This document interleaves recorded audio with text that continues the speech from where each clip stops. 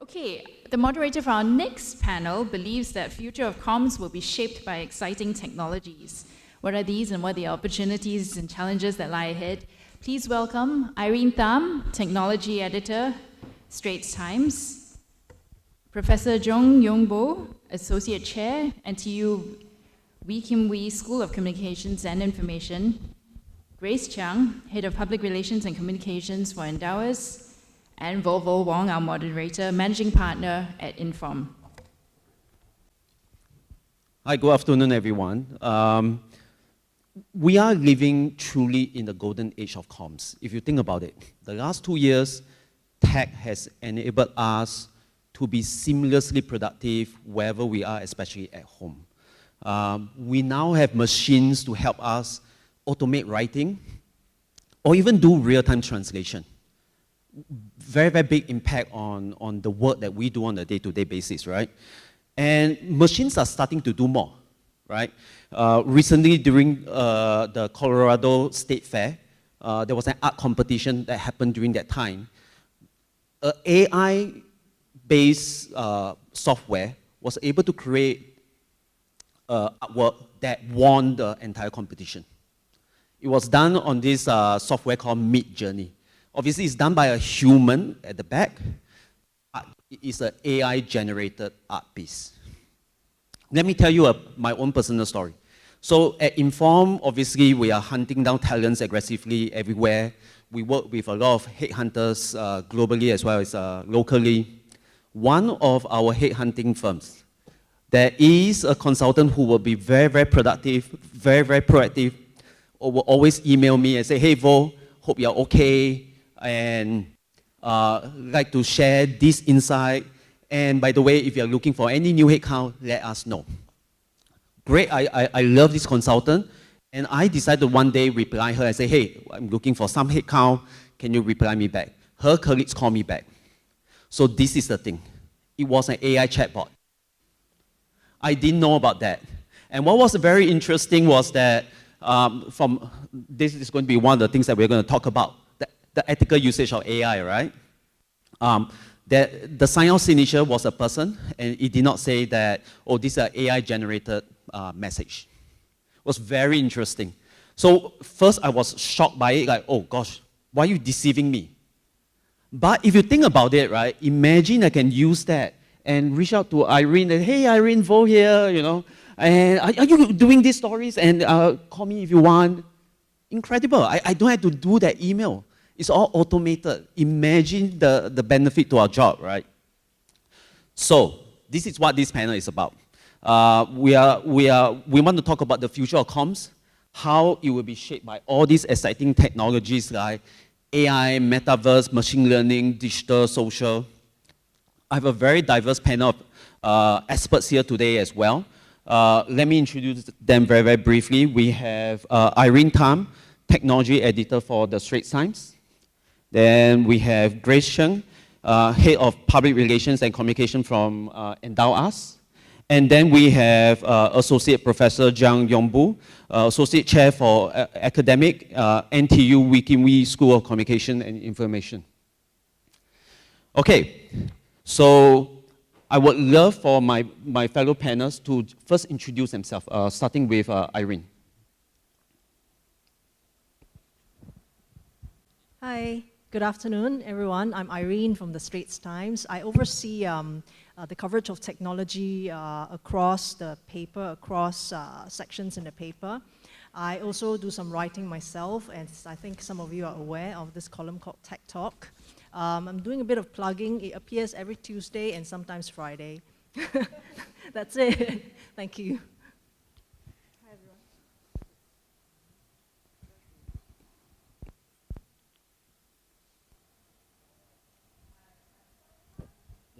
Hi, okay, got you. Okay, hi, Grace from Endowus. For anyone who's not familiar with us, we are the first and largest digital wealth advisory in Singapore to offer our clients the opportunity to invest all sources of funds. So we're talking about cash, CPF, and SRS. So I've been in the industry for more than 15 years and primarily in the tech and startup scene. So before Endowus, I was with Grab. Before that, I was with SG Innovate, a deep tech investor, and prior to that, I spent a couple of years in the public sector, so really happy to be here. Oh, and another plug, so Vo was telling me not to remove my jacket, but yeah, it basically says Endowers, yeah. And Prof. Hello, I'm Bo from the Wickham School of Communication and Information. My research look at from the design to the impact of new interactive technology, including video games, virtual reality systems, metaverse, and also the robotics and so on. Great. So there you have it. We have from the newsroom, from the PR world, as well as from the research world. So the first question I'm going to ask my panelists, what emerging technologies are you most excited about today? I know it's a very broad question. Maybe we can start with Irene. It's related to my field of work, and I find that the speech-to-text and text-to-speech conversion and translation is by far the best thing ever, because it helps, you know, I don't, yes. Yeah, it's you know, interviews and all that is part of my bread and butter of what I do every day. And the hassle of transcribing, I mean, the headache, the amount of hours, you know, you pour into transcribing, it's no joke. So I'm so glad that technology has taken away the grunt work for most journalists today, and it's perfect. It's wonderful, and I love it. And Otter is what I use. I used to use this thing called Audio Note or something like that. Yeah, Audio Note. I paid for it. But I think Otter is so much better, and I am contemplating upgrading to the professional version. I try to stretch my free version for as long as possible, and then, yeah. So now I'm being confronted with this decision to pay for it. And well, I guess since it's so important, yeah, I would pay for it. Great. I'm just going to ask the audience, who has used speech-to-text apps of any kind? There you go, that's great. Yeah. Grace, how about you? I think more relevant to my work, maybe not so much of tech, but it's more about the ability to access data and to being able to crunch those data to help me make better decisions in my work. So when I'm talking about data points, I'm not just talking about media coverage. Obviously, we track those very intensively. But beyond that, at Endowers, we're also looking at website traffic. We look at app performances. And I think most importantly to us is talkability on social media, essentially online chatter and what people are talking about. I feel that, you know, the ability to access all this data, crunch the data, and derive insights from them makes me a better communicator, because I'm not just making decisions based on gut feel, like, oh, I think this would work, but it's actually based on real live data points from you know, different sources that we've collected.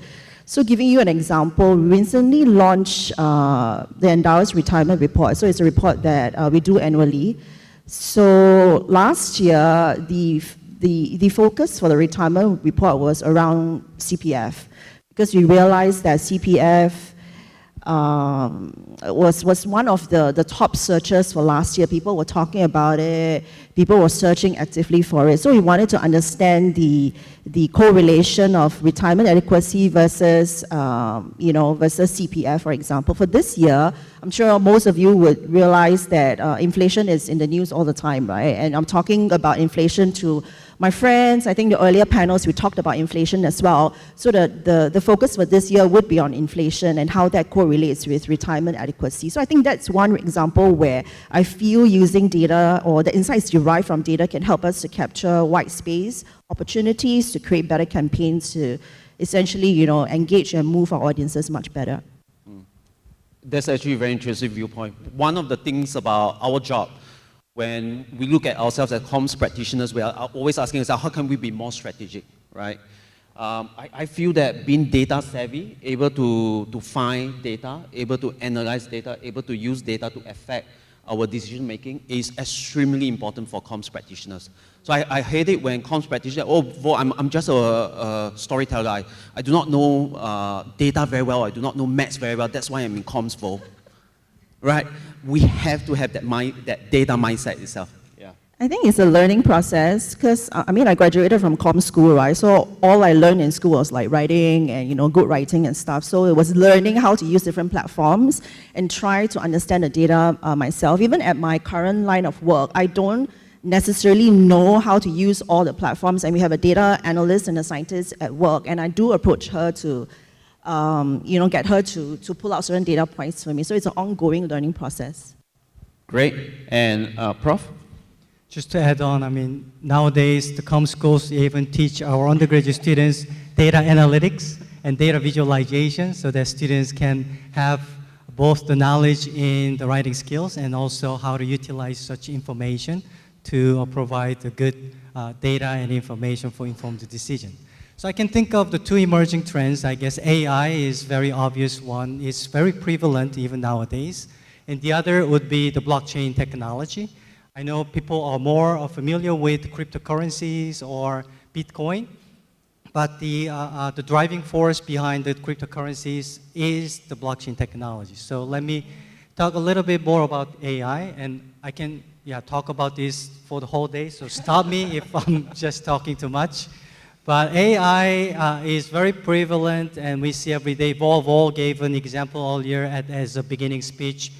These chatbots could initiate the discussion and also collect some information from the people and make some predictions. And even the news articles, you occasionally see articles written by AI algorithms but edited by human editors, right? So we'll see more of this kind of machine-human collaborations in pretty much many areas. But this is just to give us more opportunities, more diverse communication channels. Since I'm from academia, let me just throw in one jargon today. So in academia, we talk about media richness theory. Media richness theory. And this theory is saying that people utilize different channels, media of communication based on the complexity of task. So if it's a very simple task of just saying hi, then email, which is known as very lean medium, is just totally fine to use. But if the task is more complex, like signing on a contract, then people prefer richer medium, which would be like in-person meetings, right? So then this kind of AI-initiated communication tools could give us more options to choose from. So people may utilize this to initiate the communication, initiate the contact at the earlier stage. Maybe this AI can engage in very small talks, that should be fine. But when it moves to the next stage of business partnership and so on, definitely we need the human engagement and more traditional classic communication and so on. Just briefly mention the blockchain. This has the potential, although it's still happening, it's still in its infant stage. But the blockchain technology, the core idea is to have a trustless trust, meaning that we don't have to make an effort to build the trust, which is a huge topic in any business. We spend a lot of time and resources to build the trust between business partners and with the stakeholders. But with the blockchain technology, smart contracts, and non-fungible tokens, and so on, this could automate pretty much many processes, especially at the beginning of knowing each other kind of stage, and it can change the whole ways of interacting for social and business and so on. So this is very exciting. Right. So we spoke about the good. So let's talk about the bad. In terms of emerging technologies, right, what do you most afraid of in terms of its impact on your field? Anyone can start first? I'll take it. Well, I guess it's fake news and misinformation, and this whole thing about half-truths. I think if we believe that AI has matured so much over time and has developed to a certain point of maturity, that it can create something that looks like it's real, like it's genuine. So this ability to tell half-truths, and I think that's something that's really scary. I mean, and this whole algorithm on social media, that creates echo chambers, that information bubbles. You know, you only hear what you want to hear, and you only hear views that reinforces your own. And that is a scary thought, and it's something that, you know, I think has gone out of control already. And with the recent suicide case involving Molly Russell in the UK, this has been one of the most talked about incident. And yeah, I mean, regulators all around the world are finally, I mean, Singapore included, stepping in to do something about it. And yeah, I mean, it's about time, you know. I think some argue they should have stepped in earlier. And I think social media firms are also increasingly realizing this is an area that they need to address very quickly. Yeah. Grace? Yeah, maybe I'll reframe it for a little bit. So maybe not so much of scary technology, but a scary way of using technology in my line of work, right? So I've done a lot of product launches, you know, media releases around technology before, and one of my pet peeve is the usage of certain tech words, buzzwords, or jargons in media releases, to me, which can be avoided. So when you're talking, you know, when you see certain words like machine learning, deep learning, artificial intelligence, for example, are you really talking about just automation, or maybe it's just business operations efficiency? If so, then use those terms. Because even if jargons, I'm sure, you know, Irene, you have seen like tons of jargons. They put on our bullshit filter all the time. Yeah, so like you have that filter, right? So I think internally is always reminding myself, my team, and I think more so for internal stakeholders, because they're always trying to insert certain terms that I think from an end user's perspective, they're not going to understand it. And even if they do understand the jargon, are they going to appreciate it? So to me, like when you're building content, being clear, concise, as transparent as you can be, and being authentic is the most important, because essentially what you're trying to do is to express something, not to impress upon somebody. Yeah, an important point to note is, you know, if you bullshit all the time, you create distrust with the media. So being authentic and using the word sparingly, and only when it really means, you know, machine learning, then you use it. It creates trust over time that, you know, the media person will trust the PR practitioner for using the right words and the right description at the right time when it really means what it means. Yep. I agree. We are industry leading in blah blah. Yeah. Prof, how about you? Sure. Whenever we hear new emerging technology, we always have the two different views. One is very utopian, the other is very dystopian. But if you look at the history, it has been always somewhere in the middle, right? Because technology is always just a tool. It depends on how people use. For example, deepfake technology, people have a lot of concerns. I can see that. But the technology itself has the two different parts. One is the generator that generate fake images, so to speak. But the other is the discriminator that can tell whether the image is genuine or not. In order for this deepfake technology to advance, both parts, generator and discriminator, has to develop together. So in other words, if we are to utilize this technology, we can focus more on the discriminator part to see how we can discriminate genuine versus not so genuine messages and so on. But of course, this brings a bit of the concern, because now it's a bit blur what is authentic, what is not authentic. Couple decades ago, when you receive a message from somebody, you never doubt whether that message is from an algorithm or a person. But nowadays, if you receive a message, you may wonder whether this is a fake or a scam, or what is it, right? So that kind of line is blurred, which requires people to be more aware of these emerging technologies and understand the nature of the technology. And also changes are happening so fast. So this brings more concerns and anxiety. So it requires many people to a bit of more time to study and understand. Exactly as well, right? So let's say we look at deep fake, right? We tend to look at it, oh gosh, someone can impersonate my spokespeople or myself, and that's not good. But what if we turn it around and say that, hey, deepfake can be used for good as well, right? What if I can use the likeness of my CEO, a spokesperson, to say things and to appear to address more people across more markets, right? So, in short, right, I feel personally that when we look at tech, we start to look at it, most of us always look at it from a cup half empty perspective. There's a very pessimistic view. Oh, there will be, someone is going to abuse it, there's a big distrust to it. So my question to the panel, right, is that pessimism hindering experimentation and ultimately usage? I think tech inherently is not good or bad, right? So it really depends on, to me, two things: the users, how they use the technology, and the second thing would be what would be the derived outcome, like, what is the outcome that is being derived when the user uses the technology.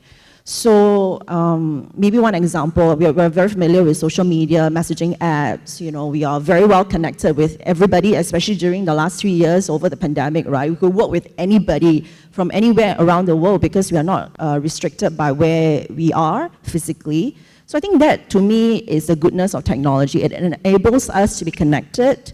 But then if you are not able to disconnect appropriately, you're always on your phone, I feel that it will not be great for your mental well-being. So that's why, people are feeling the burnout. Then that, to me, does it, I think this is a philosophical question, right? Does it mean that the technology is bad? Probably, depends on how you use it. Yeah, there's another saying, money is not inherently evil, the love of money is evil, right? So I guess how you use technology can define its usefulness or its destructive powers. And AI has been used for good in many ways as well. It's just that some of these are overshadowed by the negativity surrounding how they have been abused.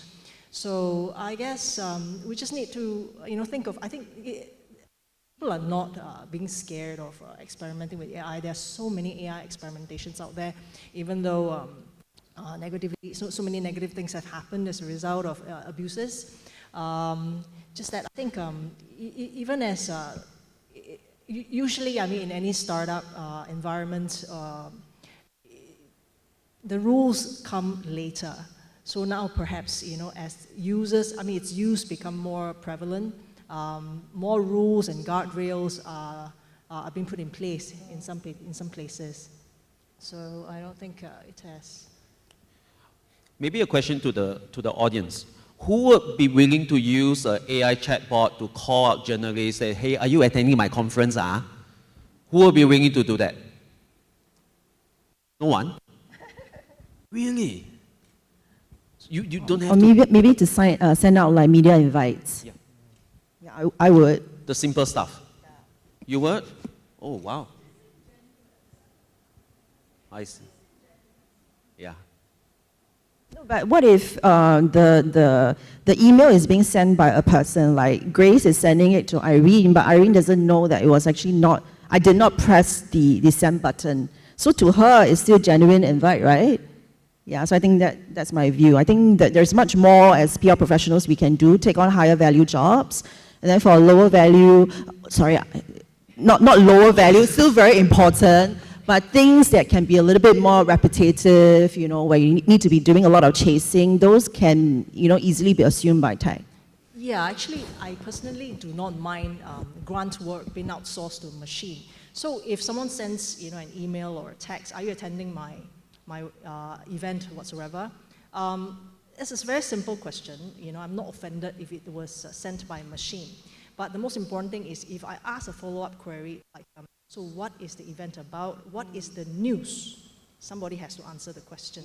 And if it's a machine answering the question well, give me, the information I need up front, I also do not mind it coming from a machine, because the question is answered and I can make my decision whether to attend, cover, or not on the spot.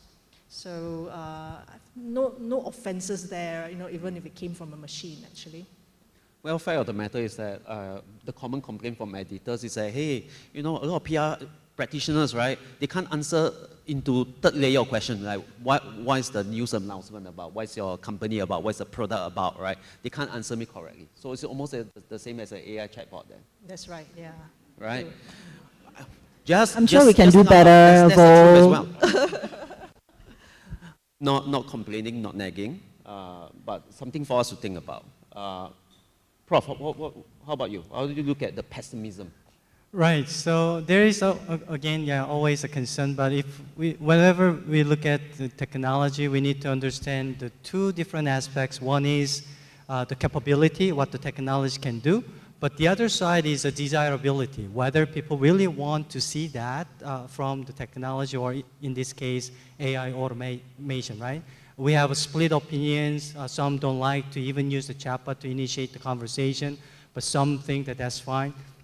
So I guess, yeah, that part tells the history. It's not like the best technology always wins the market, right? So we have to understand what people really desire, what your client really want to see. If they feel offended by receiving these messages generated by chatbot, then definitely you may need to think about using that. But for some of the clients, if they are not offended, of course, there is certain ethical issues. You may want to specify that this is generated by algorithm, but also a follow-up should be done by the human persons and so on. But again, yeah, if this desirability and capability part can meet together, then we can always utilize the technology for efficiency and more effective ways of doing the work. But there's another point to add. If you want to use a chatbot to call someone, because scammers also use chatbots to call, do random calls. So the most immediate reaction for most of us is when you hear a chatbot, I am calling from the MOH or whatever, you just put down the phone. So that's something to note as well. Yeah, you don't use a chatbot to call someone. Then we may use the stick it chatbot to to email. respond to the chatbot. Yeah, just stick to email or text messages, you can't tell. And eventually there will be machine-to-machine communication where a chatbot will call Irene. Irene's chatbot will be talking to my chatbot. Well, that's in the ideal world, yes, the utopia. And then the problem is, solved, and then you have the answers, right, and to make an educated decision. As long as you get the job done, I think I'm okay. Yeah. So this is the thing, right? When we talk about chatbot, and I share with you my personal example about the headhunter, where I was a bit miffed by it. So, it should be ethical. There should be, this is from AI chatbot or whatever not stuff, right? But why do I feel that way? Why do I want to think that there's an ethical code of conduct for it to happen? And frankly, I'm afraid as well. If I invest in an AI chatbot thingy for my agency, I will be concerned with Irene or clients and all that. What would they think about it? What they feel about it? How should I implement this, right? So my next question is this. Do we have to wait for a code of conduct from the industry for us to really try out emerging tech, to invest in emerging tech?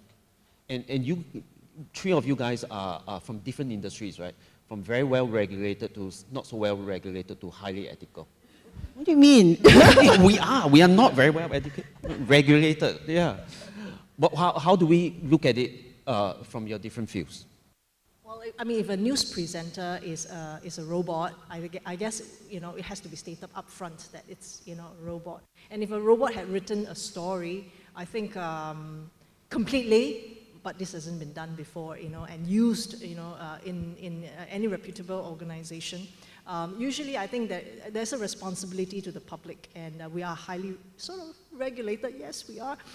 So we have to state it. So it's something. It's a duty of care to the public, who consume your news, that it is something that's informative, it's real, it's genuine, it's the truth.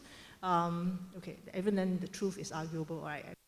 It depends on how you slice and dice the numbers and you present certain things. But in any case, the bottom line is you have to state it up front. That's our code of conduct. And although it's not published, as in it's not something that's established and internationally recognized. That's really interesting. Okay, right now there are automated writing services out there, right? Go to a portal, put in some keywords, they can auto-generate simple stuff. So I guess a question to Grace, because you use agencies, right? not mine. Too expensive. So the question is, if an agency write 50% of the media release is through AI writing, and then we did some editing, do we have to declare to you that it's written by AI? I think you should, but I wouldn't mind. I think my goal is always to get work done and to make sure that I reach my objective, right? So as long as the way that you're doing it is ethical, you declare to me that you're using technology, certain tools to help you with your work, I think that's totally fine to me. I think even when it comes to monitoring, a lot of you are using TalkWalker, Meltwater, for example. So I think these are technological tools that makes your work much easier instead of having to troll through like the internet to find certain articles, right? And the agencies would typically let me know that, you know, these are the tools that they're using, which I'm totally fine, as long as it makes things efficient for everybody. So it means that in our team structure to our clients next time, right, besides our faces, there has to be a photo that AI bot. Not trying to be cheeky with you, but something for us to think about as well, right? Essentially, that's what we mean by, should we wait for an ethical code of conduct? I think as an industry, we should all come together and have this proactive discussion, then wait for something to happen. But if ultimately there is human oversight, right, then, you know, it is no different from using a machine to automate certain, you know, aspects of your work. And we don't declare, you know, that we use SAP or we use, you know, IBM or whatever, right? So I guess, you know, if there is human oversight, it makes it a lot more accountable that way, I guess. Prof? Definitely, we cannot take the one-size-fits-all kind of approach because it depends on the context. And the ideal way would be to take the bottom-up approach for the industry to develop the norms slowly through the trial and errors and experiences. It worked when such changes took a long time to happen, 50, 100 years before, but now changes are happening so fast. So if we try to rely on those kind of traditional bottom to top approach, it may not cope with the development of the technology. So I think it's important for the industry to gather together to brainstorm some of the ideas to set the norms so that it can keep up with the development of technology, but at the same time, other stakeholders like government also need to think about some form of the basic regulations to help the industry to have healthy practices. Yeah. But it all starts with experimentation, willingness to try out, right? I think speech to text 3-4 years ago was totally rubbish. We use it for the fun of it so that we can laugh at it, right? But now, gosh, the amount of accuracy, and the machine is working 24/7. There's no, oh gosh, vote is overtime, you know, whatever not, right? None of that. That's the incredible thing. I'm going to ask the floor for questions to my esteemed panelists.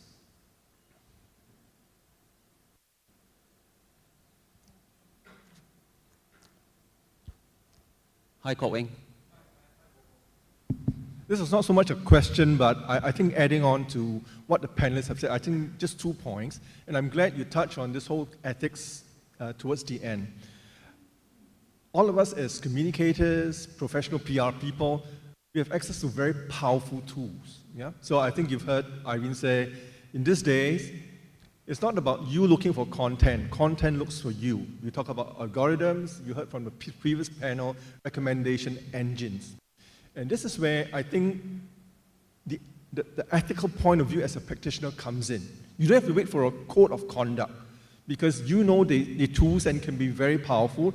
And to Grace's point, technology is neutral, but it can be used in a very evil way. I'll give an example, which of course is not the topic of this afternoon's discussion, but I think it's something that IPRs can take on. Marginalization as well as radicalization. There are people out there right now, people who are sidelined, marginalized, that can fall prey easily because they live in the echo chamber, because content looks for them. So I think as professionals, we need to be very, very upfront and be aware of the tools at our disposal, because we can use it for good or use it for bad. So there's something very serious that we think about, and it's got very, very what you call disastrous consequences. On a lighter note, the use of technology, since you're talking about technology, I just want to kind of link back to my previous session about ESG. Hyperledger, which is blockchain, of course, when you mention that term, people only relate it to crypto. That's not the only application. So IoT, Hyperledger is actually used extensively in ESG for trackability and traceability. This is where they can actually track and make whoever it is in the supply chain accountable. And that's where the data and quantification comes in. So kind of just to add on to what the panel has already given. Thank you. Thank you. Do we have questions? Yes, hi. Hi, my name is Serene Lu. I work for Shell, an energy company in a highly regulated industry. Thank you. I really enjoyed the session, and I thought I'd just share a comment. I love that we're having actually this discussion here because I think that innovation, creativity of technology should be encouraged, but it should be balanced with a healthy dose of criticisms so that we do look at, what are the downsides instead of just looking at the upsides of technology. And I think the other thing is, I love the fact that we talk a lot about efficiency because we're all based in Singapore. And you know that Singapore is quite famous for our efficiency, but I'm also often criticized as a Singaporean that I'm too efficient sometimes. Because like what a professor has shared just now, in some societies or in some contexts, the outcome or the aim is actually not efficiency, but the cultural norms, the ways of doing things can be very different. So for example, we can say that, sending an automated email is acceptable maybe in Singapore, but maybe not so in some other societies because they think that, no, you're not being genuine or authentic. So I thought this is a very enjoyable session. So thank you. Thank you.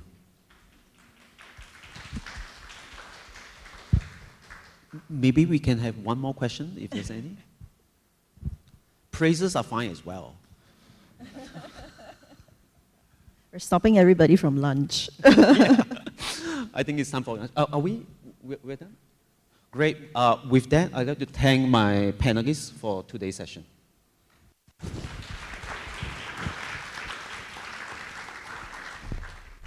Thank you, Vo. Thank you, Grace, Irene, and Professor Zhong. That was really quite thought-provoking. Something on technologies has expounded into ethics. Quite a lot to discuss over lunch.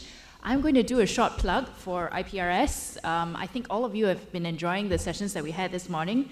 And if you like them, you've enjoyed this program, why not consider becoming a member of IPRS? We have a special promotion just for everyone who is here, whether you're a speaker, attendee, friend. We're waiving the entrance fee to IPRS, so please join. I will add one caveat. We don't have chatbots. We're all volunteers. So there is a process that has to go through. There's a review process. It may take us some time to get back to you. But when we do, it's from us, not a chatbot.